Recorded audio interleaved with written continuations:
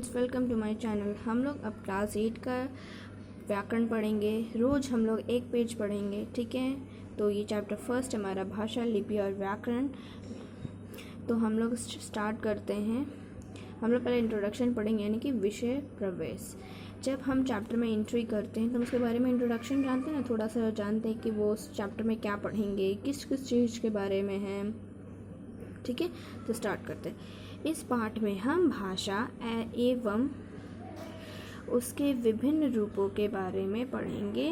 इसके साथ साथ व्याकरण के अध्ययन कितने स्तरों में किए जाते हैं इनको भी जानेंगे, ठीक है। अभी आपको स्तरों नहीं समझ में आ रहा होगा, जब हम पढ़ेंगे तब मैं आपको एक्सप्लेन करूँगी स्तरों क्या होते हैं, ठीक है। तो हम पढ़ेंगे भाषा क्या होती है। भाषा एक ऐसा माध्यम है जिसके द्वारा मनुष्य अपने मन के भाव तथा विचारों का आदान प्रदान अन्य लोगों के साथ करता है। तो भाषा एक ऐसा माध्यम है जिसके द्वारा हम अपनी बात किसी दूसरे से कह सकते हैं, अपनी मन की बात, अपनी भावनाओं को, अपने विचार को हम दूसरे से कह सकते हैं, मतलब आदान प्रदान कर सकते हैं। वो हमें कह सकती है और हम उनको कह सकते हैं। हम अन्य लोगों के साथ अपना विचार को, भाव को आदान प्रदान कर सकते हैं, ठीक है। तो हम लोग पढ़ेंगे भाषा के कितने भेद होते हैं, यानी कि काइंड्स ऑफ लैंग्वेज। भाषा के 2 भेद होते हैं, ये आप सब लोग जानते हैं। आप लोग पहले से काफ़ी क्लासेस में आपने पढ़ा है। पहला भाषा कौन सा होता है? मौखिक भाषा, और दूसरा लिखित भाषा। यानी मौखिक मतलब ओरल, मतलब जो हमारी टीचर ओरल टेस्ट लेती ना, सुनती हैं, उसको हम ओरल लैंग्वेज कहते हैं।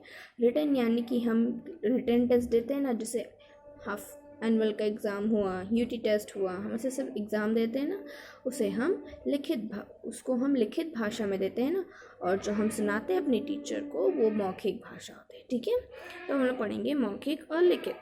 मौखिक भाषा, जब मनुष्य अपने मन के भावों तथा विचारों को बोलकर अथवा कहकर दूसरों तक पहुंचाता है तो वह मौखिक भाषा कहलाता है। तो हम लोग मौखिक में पढ़ेंगे कि मौखिक ये होता है जिससे हम अपनी कोई बातें बोलकर हम दूसरों तक पहुंचाते हैं या दूसरों को सुनाते हैं, या हम किसी के बारे में बताते हैं ना, देखो वो ऐसा है, वो बहुत अच्छा है, तो ये हम उसे बोल कर कह रहे हैं। तो ये हमारा मौखिक होता है, ठीक है। फिर लिखित क्या होता है? जब मनुष्य अपने मन के भावों तथा विचारों को लिखकर दूसरों तक पहुंचाता है तो उसे लिखित भाषा कहते हैं। कोई चीज़, ये देखिए, ये आप बुक जो पढ़ रहे हैं, ये लिखित है ना, लिखा हुआ है ना, ये लिखा हुआ है तभी ना हम पढ़ पा रहे हैं, तो ये भी एक रूप से लिखित भाषा हुई, ठीक है। तो अब हम पढ़ेंगे सांकेतिक भाषा। सांकेतिक भाषा मतलब म्यूट लैंग्वेज। हम देखते हैं म्यूट लैंग्वेज क्या होती है। जब हम अपने मन के भावों को संकेतों के माध्यम से व्यक्त करते हैं तो वह सांकेतिक भाषा कहलाती है। मतलब हम किसी बात को संकेतों यानी कि इशारों के माध्यम से कहते हैं तो वो सांकेतिक भाषा होती है, ठीक है। वो सांकेतिक भाषा होती है। अब हम पढ़ेंगे मातृभाषा। तो मातृभाषा में क्या देखते हैं? मातृभाषा वह भाषा है जो व्यक्ति सबसे पहले अपने घर परिवार से सीखता है।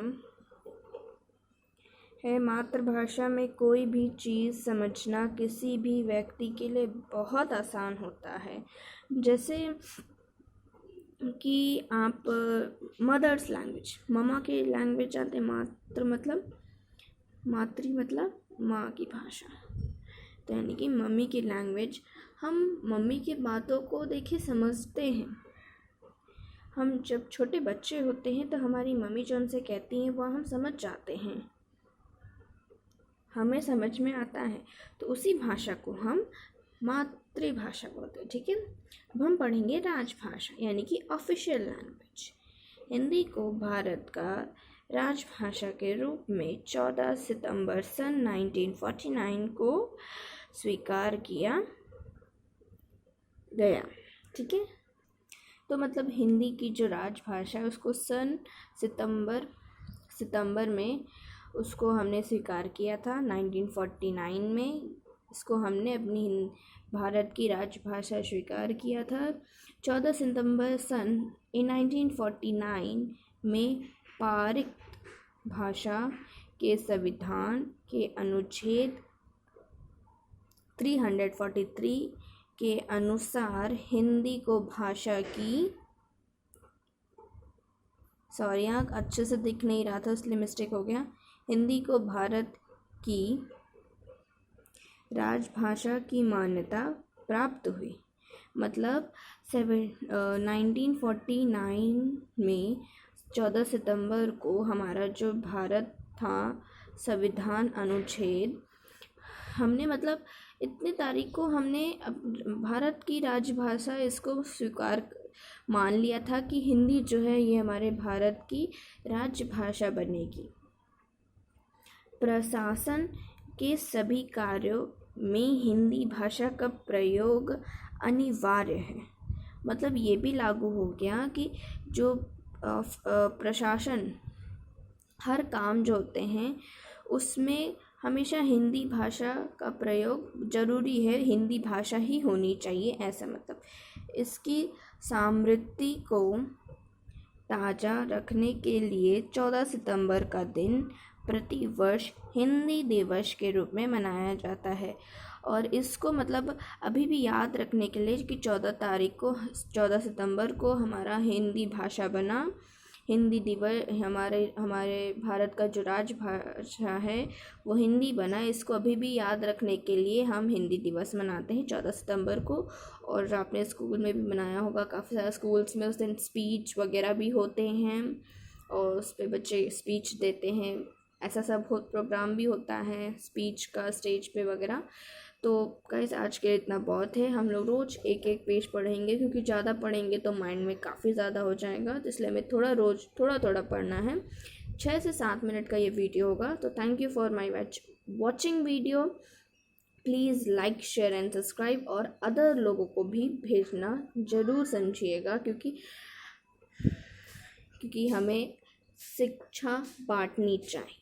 ठीक है, thank you for my watching video.